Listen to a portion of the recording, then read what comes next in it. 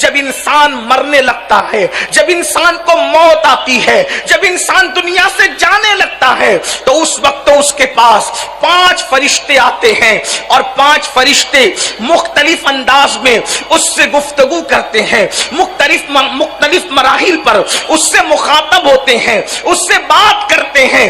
آئیے وہ 5 فرشتوں کی صدا کیا ہے میں آپ کے سامنے حدیث پاک کی روشنی میں پیش کرتا ہوں، ذرا توجہ کرنا۔ یاد رکھو میرے بھائی، دنیا میں کون رہا جو ہم رہیں گے؟ یہ دنیا سرائے فانی ہے، جگہ جی لگانے کی دنیا نہیں ہے، یہ عبرت کی جا ہے، تماشا نہیں ہے۔ جوانی کے غرور اور گھمنڈ میں خدا کے غضب کو چیلنج کرنے والوں، جوانی کے نشے میں خدا کے دین کو پیٹ کے پیچھے ڈالنے والوں، ایک وقت وہ آئے گا جب موت کی تلوار جو انسان کے سر پہ لٹک رہی ہے، انسان کی روح اور جسم میں وہ جدائی پیدا کرنے کے لیے آئے گی۔ اس وقت رونا ہوگا، اس وقت پچھتانا ہوگا، موت سے کوئی نہیں بچ سکتا۔ میرا اللہ فرماتا ہے اینما تکونوا یدرککم الموت ولو کنتم فی بروج مشیدہ، اگر مضبوط قلعوں میں جا کر کے چھپ جاؤ گے تو وہاں بھی تمہیں موت آ کر کے رہے گی۔ اللہ اکبر، موت نے آنا ہے، ہم نے آخرت کو بھلا دیا، آخرت کو فراموش کیا، اسی لیے گناہ پر جری ہو گئے، جھوٹ بولتے ہیں، جھوٹ کو گناہ بھی نہیں سمجھتے، جرائم کرتے ہیں، جرائم کو گناہ بھی نہیں سمجھتے۔ آئیے اللہ کے رسول صلی اللہ علیہ وآلہ وسلم کا فرمان سنیے اور سوچئے ہمیں کس گھاٹی سے گزرنا ہے، کس منزل سے گزرنا ہے جسے موت کہتے ہیں۔ موت وہ کیسی گھاٹی ہے، وہ کیسی گھاٹی ہے، اس کا حال کیا ہے؟ آئیے پہلے تو میں آپ کے سامنے یہ عرض کروں کہ موت آتی کیسے ہے، موت کیسے آتی ہے۔ لوگ سمجھتے ہیں انسان بستر پہ پڑا بڑا ہی سکون سے مر رہا ہے۔ میرے بھائیو اللہ اکبر، اتنے سکون سے انسان نہیں جاتا جتنے سکون سے وہ بستر پہ پڑا رہتا ہے۔ یہ اللہ کی حکمت ہے، ہاتھوں سے، پیروں سے، زبان سے میرا اللہ طاقت چھین لیتا ہے۔ اگر اللہ لوگوں کی طاقت ہاتھ پیر کی نہ چھینے تو جب جانور ذبح ہوتا ہے تو وہ کس طرح تڑپتا ہے، اس سے زیادہ انسان تڑپے۔ حدیث پاک کا مفہوم ہے اگر انسان کی طاقت نہ چھینی جائے مرتے وقت تو انسان جنگلوں میں پاگلوں کی طرح پھرتا رہے، دوڑتا پھرے۔ انسان کی کیفیت یہ ہو، آؤ ذرا جس گھاٹی سے گزرنا ہے جسے موت کہتے ہیں، مسلمان ہو کر بھی دین کو پیٹ کے پیچھے ڈالا ہے، مسلمان ہو کر بھی اللہ کے دین کو بھلا دیا ہے، مسلمان ہو کر بھی آخرت کو فراموش کر دیا ہے۔ آؤ آؤ اللہ اکبر۔ حضرت سیدنا عبداللہ ابن عمرو ابن عاص رضی اللہ تعالی عنہما ارشاد فرماتے ہیں کہ میں نے اپنے والد حضرت عمرو ابن عاص سے پوچھا، بابا یہ بتائیں کہ انسان کو جب موت آتی ہے تو موت کے وقت اس کی کیفیت کیا ہوتی ہے؟ تو حضرت عمرو ابن عاص فرماتے ہیں اللہ اکبر، جیسے انسان زمین اور آسمان کو سمیٹ کر انسان کے سینے پہ رکھ دیا جائے تو کتنا بوجھ محسوس ہوگا، اس طرح کا بوجھ انسان کو موت کے وقت محسوس ہوتا ہے۔ عمرو ابن عاص ارشاد فرماتے ہیں اللہ اکبر، میرے بیٹے عبداللہ، جب انسان کو موت آتی ہے تو یوں لگتا ہے کہ جیسے وہ ناک سے سانس نہیں لے رہا ہے بلکہ سوئی کے ناکے سے سانس لے رہا ہے۔ انسان کی کیفیت یہ ہوتی ہے۔ اور پھر فرماتے ہیں میرے بیٹے عبداللہ، تو موت کی کیفیت پوچھ رہا ہے، اگر کسی انسان کے پیٹ میں ببول کا درخت اگا دیا جائے اور اس کو نیچے سے کوئی طاقتور انسان کھینچے تو اس وقت انسان کی کیفیت کیا ہوگی؟ اسی طرح انسان کے جسم کی کیفیت ہوتی ہے۔ کتنی بڑی گھاٹی سے گزرنا ہے۔ کانوں میں ایئر فون لگا کر گانوں سے جھومنے والوں، اللہ کے خوف میں رونے کی بجائے ہیرو ہیروئن کی جدائی کے مناظر دیکھ کے رونے والوں، اپنی موت کو یاد کر کے، موت کی تکلیف کو یاد کر کے اللہ کے خوف سے آنسو بہانے کی بجائے ڈراموں کو دیکھ کر رونے والوں، भाइयों, कभी तसव्वुर तो किया होता। ये वो हकायक है जिसको फरामोश नहीं किया जा सकता, ये वो हकायक है जिनको बुलाया नहीं जा सकता। इस अंदाज से मौत आती है और उस वक्त तो 5 फरिश्ते आकर इंसान से कलाम करते हैं, इंसान से गुफ्तगू करते हैं, इंसान से मुखातब होते हैं और क्या कहते हैं? आइए अल्लाह के रसूल मुस्तफा करीम रऊफुर रहीम गैब दा नबी सल्लल्लाहु अलैहि वसल्लम इरशाद फरमाते हैं। हदीस पाक का मफहूम है, इस हदीस को लिखा है अल्लामा इब्नुल जौजी रदियल्लाहु ताला अन्हु ने। आका इरशाद फरमाते हैं कि जब इंसान की रूह उसके हलक में अटकती है, अल्लाह के रसूल फरमा रहे हैं, अल्लामा इब्नुल जौजी लिख रहे हैं, अल्लाह अकबर, मेरी कौम के जवानों जरा तसव्वुर करो, अल्लाह के सच्चे रसूल खातिमुन नबीयीन सादिक व मस्दूक सल्लल्लाहु अलैहि वसल्लम फरमाते हैं, जब इंसान के हलक में उसकी रूह अटकती है तो पहला फरिश्ता आकर उससे गुफ्तगू करता है, उससे कलाम करता है। जरा हुजूर की इस हदीस में तवज्जो तो करें, इंसान की रूह जब उसके हलक में अटकती है, जरा तसव्वुर करो मेरे भाइयों, अल्लाह अकबर, नरम नरम गद्दों पे लेटकर जिना की फिल्में देखने वाले जरा गौर तो करें, नशा करने वाले जरा गौर तो करें, हलक के अंदर रूह अटकती है, रूह। कभी सोचा मछली का कांटा हलक में फंस जाए तो क्या कैफियत होती है? रोटी का टुकड़ा हलक में फंस जाए तो क्या कैफियत होती है? अल्लाह अकबर, जो हलक मछली का कांटा और बने लुकमे का फंसना बर्दाश्त न कर सके, जब इसके अंदर रूह अटकती होगी तो इंसान की कैफियत क्या होती हो। और अल्लाह के रसूल ने फरमा दिया, हुजूर ने जो कह दिया वो हक है, उससे न कम हो सकता है न उससे ज्यादा हो सकता है। इसलिए कि कायनात में सब सच्चों में सबसे बड़ा सच्चा खुदा की मखलूक में कोई है तो वो आमिना के लाल मुस्तफा जान रहमत है। हुजूर इतने सच्चे हैं कि उनके सच्चा होने की गवाही उनके दुश्मन भी देते नजर आते हैं।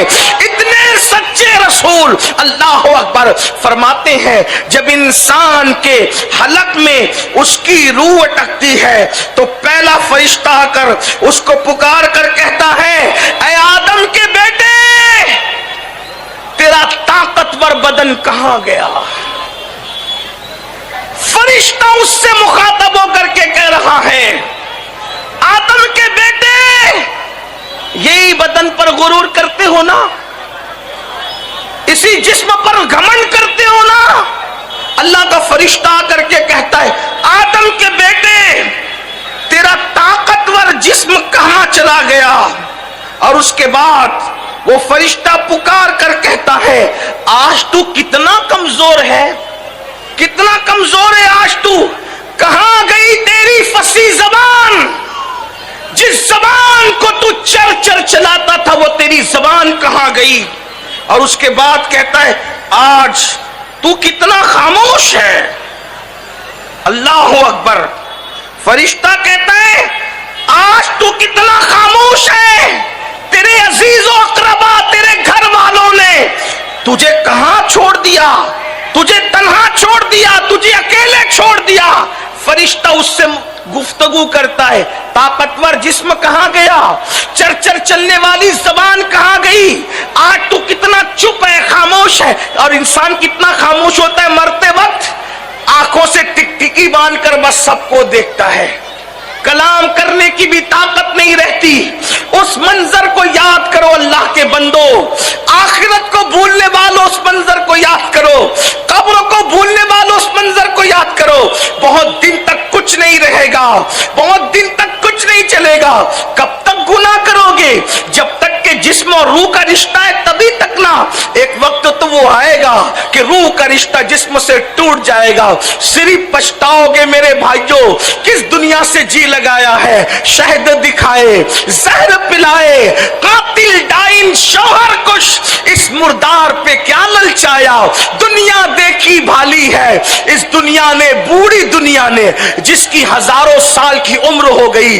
ये बूढ़ी जो बन सवर की आती है, लोगों के साथ फरेब करती है, लोगों के साथ धोखा करती کرتی ہے اگر اس دنیا نے بن سنور کر فرعون کو نہ ورگلایا ہوتا تو اس نے خدا ہونے کا دعویٰ نہ کیا ہوتا، نمرود کو اس دنیا نے نہ ورگلایا ہوتا تو نمرود خدا کا باغی نہ ہوا ہوتا، انا ربکم العالی کی صدائیں بلند نہ کرتا۔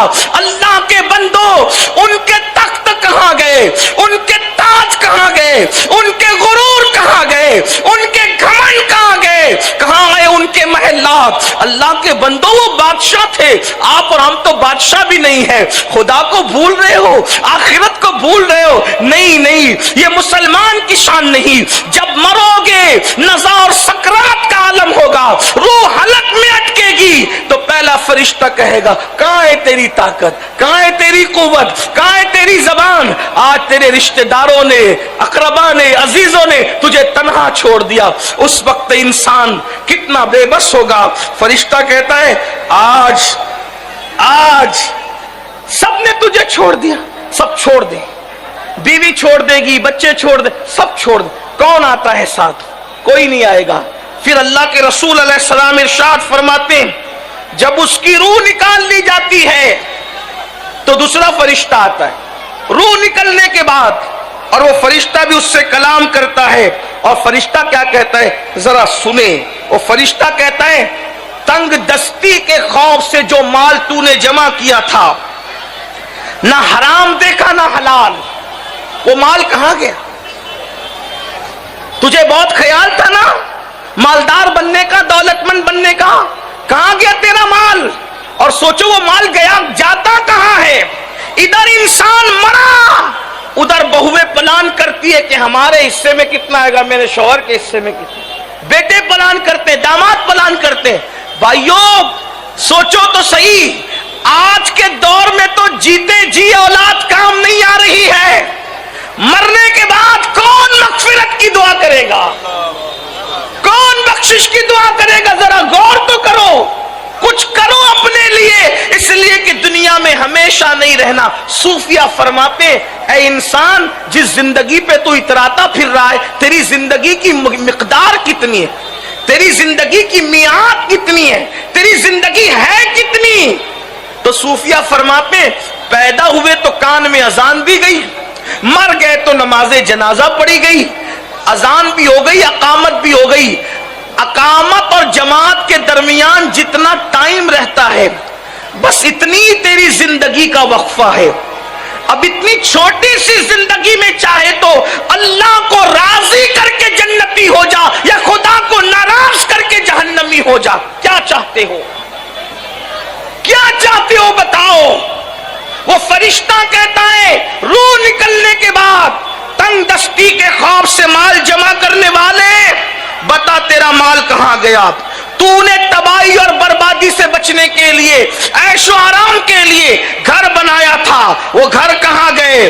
تو نے تنہائی سے بچنے کے لیے اللہ اکبر جو مونس و غمگسار ڈھونڈے تھے، بنائے تھے، بتا وہ مونس و غمگسار کہاں گئے؟ لیکن نہ مال ہوتا ہے نہ کوئی غمگسار ہوتا ہے، اور مکان بھی انسان کا اپنا نہیں بلکہ اس کا مکان تو اس کی قبر ہوا کرتی ہے۔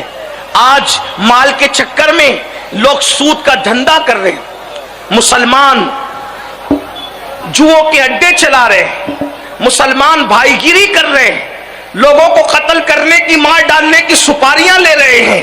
الا ماشاءاللہ سب مسلمان ایسے نہیں ہیں، لیکن مال کے چکر میں لوگ ایک دوسرے پہ جادو کر رہے ہیں، جادو کروا رہے ہیں، مال کے چکر میں اللہ اکبر کسی کا مرڈر کیا جا رہا ہے، مال کے چکر میں حلال و حرام نہیں دیکھا جا رہا ہے، مال کے چکر میں اپنی بستیوں کے اندر نشہ آور چیزیں بیچی جا رہی ہے، فروخت کی جا رہی ہے، مال کے چکر میں جوؤں کے اڈے چلائے جا رہے ہیں۔ آپ مجھے بتائیں کیا یہ مال قبر میں ساتھ جائے گا؟ ارے حلال کمانے والے اپنا مال اپنے ساتھ نہیں لے کر کے گئے تو حرام کمانے والوں نے کون سا کیا لے کر کے جانا ہے؟ اللہ اکبر۔ تو وہ فرشتہ روح نکالنے کے بعد کہے گا، نور نکلنے کے بعد کہے گا کہاں ہے تیرا مال، کہاں ہے تیرا مکان، کہاں ہے تیرے مونس و غمگسار؟ لیکن انسان کے پاس جواب کیا ہوگا؟ پھر اللہ کے رسول صلی اللہ علیہ وآلہ وسلم فرماتے ہیں جب اس کا جنازہ اٹھایا جاتا ہے تو تیسرا فرشتہ آ کر کے اس کو کہتا ہے. اللہ اکبر. افسوس آج تجھے بڑے لمبے سفر پر جانا ہے, اور اتنا لمبا سفر کہ اس سے پہلے تو نے اتنا لمبا سفر آج سے پہلے کبھی طے نہیں کیا. آج تو ایسی قوم سے ملے گا کہ آج سے پہلے تو ایسے کسی قوم سے نہیں تیری ملاقات ہوئی, اور آج تو ایسے تنگ اور تاریک گھر میں لٹا دیا جائے گا جسے قبر کہتے ہیں. اس سے پہلے ایسے تنگ اور تاریک مکان میں تجھے داخل نہیں کیا گیا. اگر آج اللہ کو راضی کرنے میں تو کامیاب ہو گیا تو تو بڑا خوش بخت ہے, تقدیر والا ہے, اور اگر اللہ تجھ سے ناراض ہے تو تو بڑا بدبخت ہے. یہ کب ہوتا ہے؟ جب وہ اللہ اس کا جنازہ اٹھایا جا رہا ہوتا ہے. مسلمان میرے بھائیوں سوچو, قبر کی تنگ اور تاریک وادی